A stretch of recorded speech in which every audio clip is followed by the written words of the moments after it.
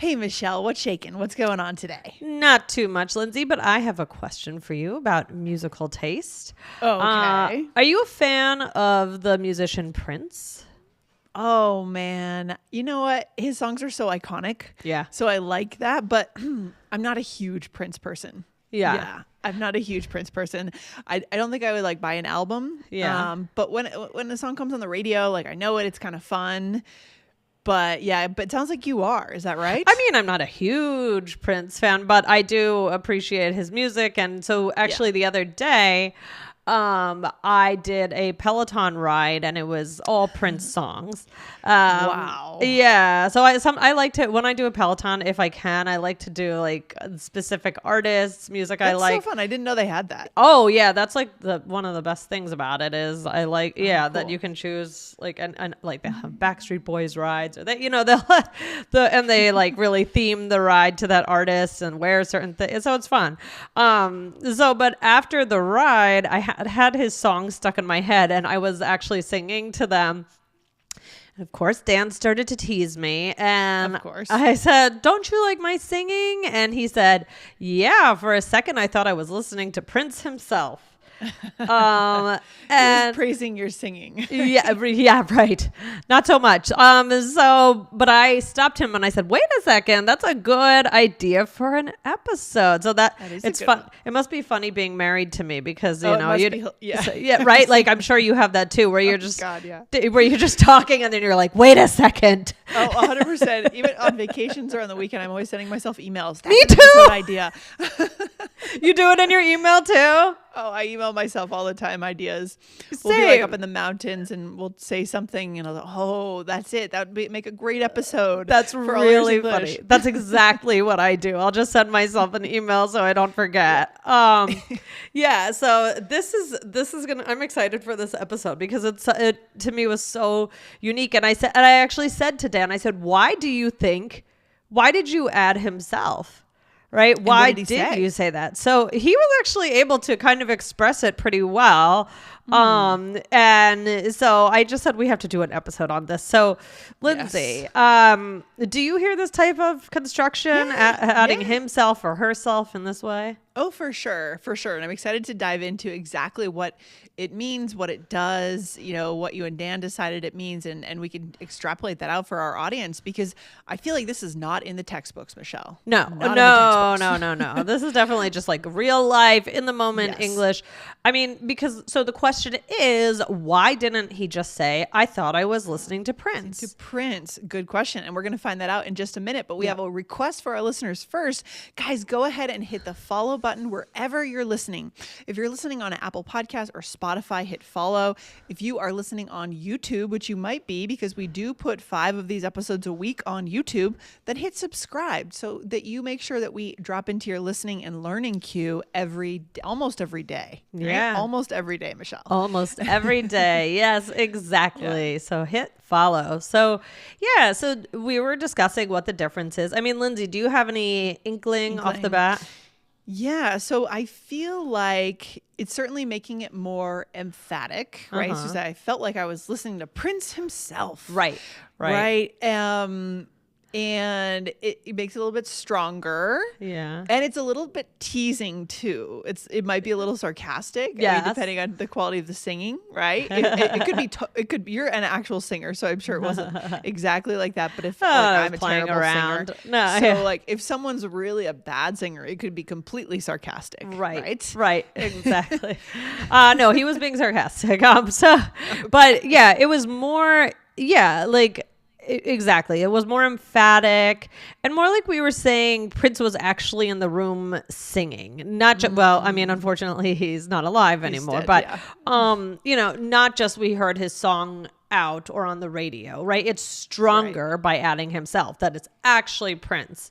A live experience, right? Exactly. So because without the himself, it's just kind of neutral, a little more bland, but Dan was joking around, used himself to add to what he was saying.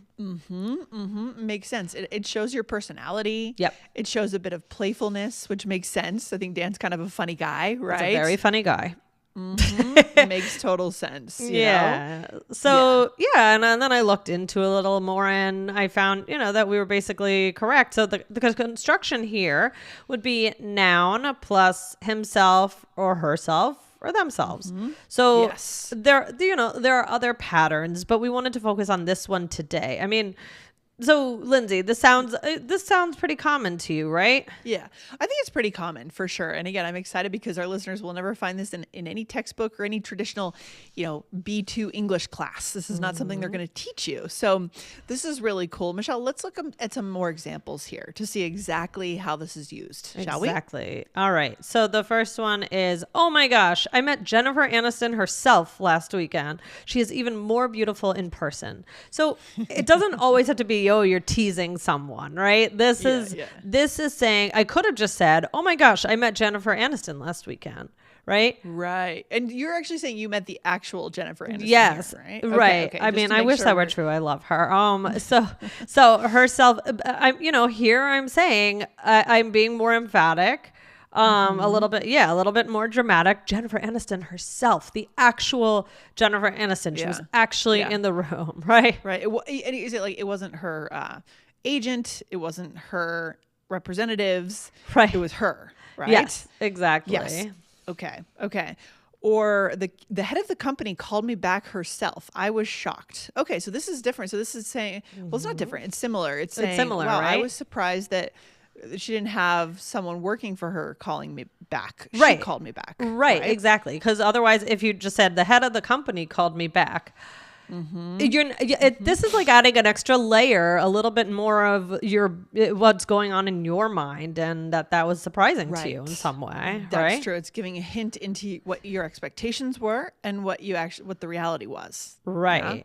Or here's another one. The doctor himself called me to answer my question. I was so impressed. Now, same idea, right? Like I don't know how it is in other countries, but it's not always, a lot of times you make a call and then maybe you'll hear from a nurse or someone else, and right? Yeah. So it's always like, oh, right, totally. When like the person at the top does the action, it might be surprising, right? Yes. Because you're a customer, and normally there's layers of other employees that could take care of that. Right? Exactly.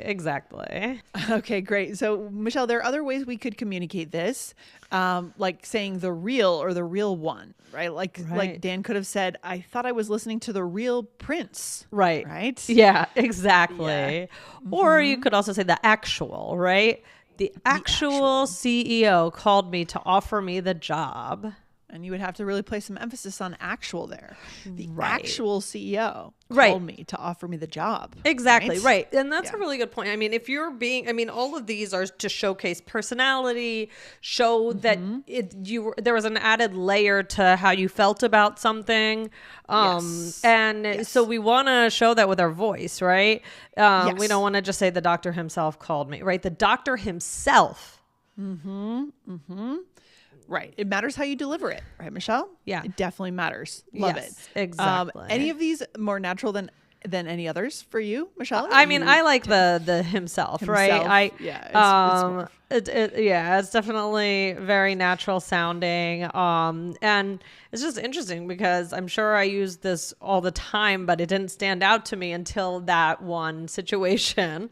Yeah. And I also think that himself or herself or themselves has a bit more of a performative connotation to it for me, like performances on stage or actor. I don't know. It's something. It lends prestige to whoever goes. Prince himself in the room. That's a very good point. I mean, because if it is also the prestige. I mean, if you look at our examples, the head of the company, the doctor, so. That's a really good point. There's some sort of prestige to it. Prestige. Interesting. We haven't talked about prestige on the show before. I love that word. It is a good word. All right, Michelle, let's go into a role play. So here, you and me, we are at a Broadway show together. Oh, I wonder what show we're seeing. I wonder. All right. So we went to the show. Okay. Yeah. Oh my gosh. I think I just saw the star of the show herself walk by.